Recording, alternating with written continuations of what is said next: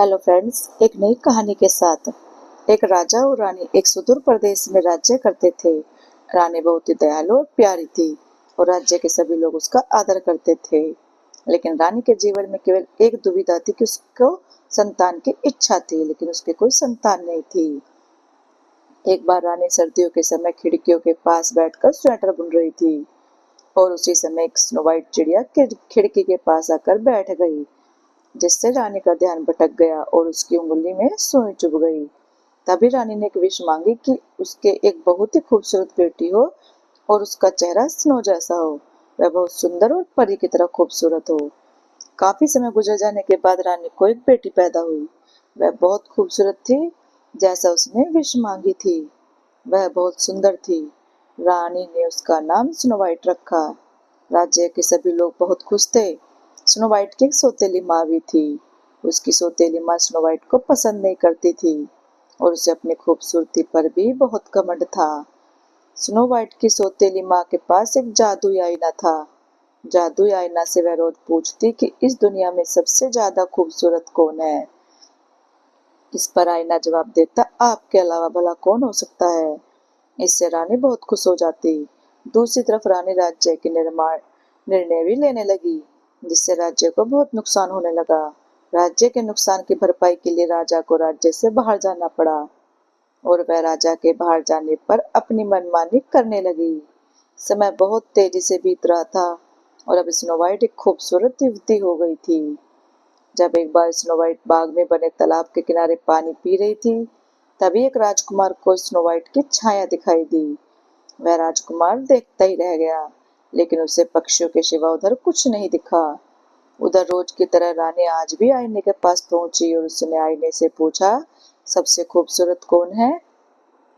थोड़ी देर तो आईना हिचकिचाया, लेकिन उसने कहा कि स्नो व्हाइट। अब रानी बहुत परेशान हो गई।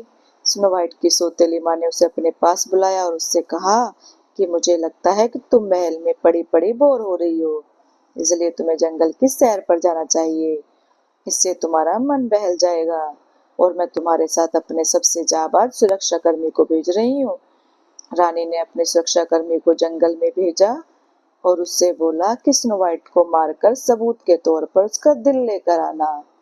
रानी का सुरक्षा कर्मी जब स्नो व्हाइट को मारने लगा तो उसे दया आ गई और उसने स्नो व्हाइट को वहां से जाने के लिए बोला।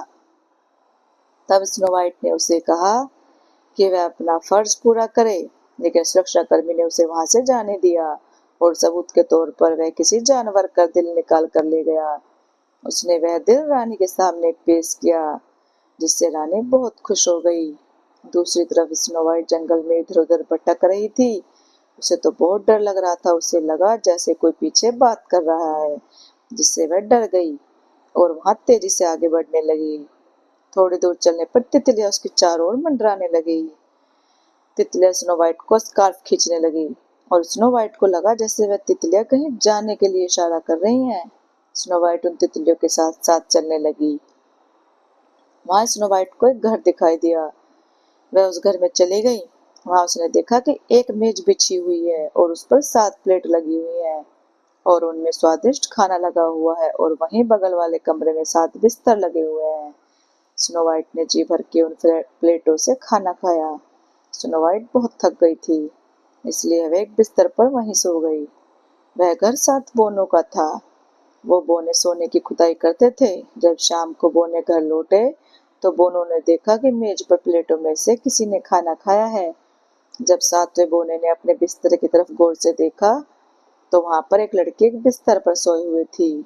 सभी बोने उसके बिस्तर की तरफ बढ़े। तब उन्होंने देखा कि वहां एक सुंदर लड़की सोई हुई है।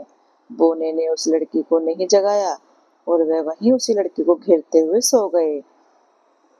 जब सुबह स्नो व्हाइट नींद से जगी तो बोनों को देखकर वह डर गई। बोने बोले, हे लड़की, तुम्हें हमसे डरने की जरूरत नहीं है। बोने स्नो व्हाइट के बारे में पूछा तो स्नो व्हाइट ने अपनी पूरी व्यथा कह सुनाई।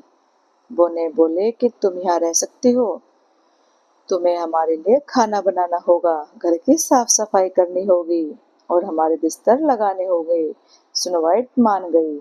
बोने जब भी शाम को घर वापस आते तो घर को देखकर और अपने लिए खाना बना देखकर खुश हो जाते।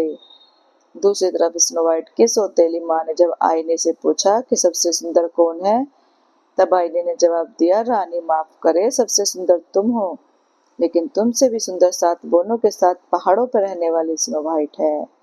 तब रानी को महसूस हुआ कि स्नो वाइट अभी जिंदा है।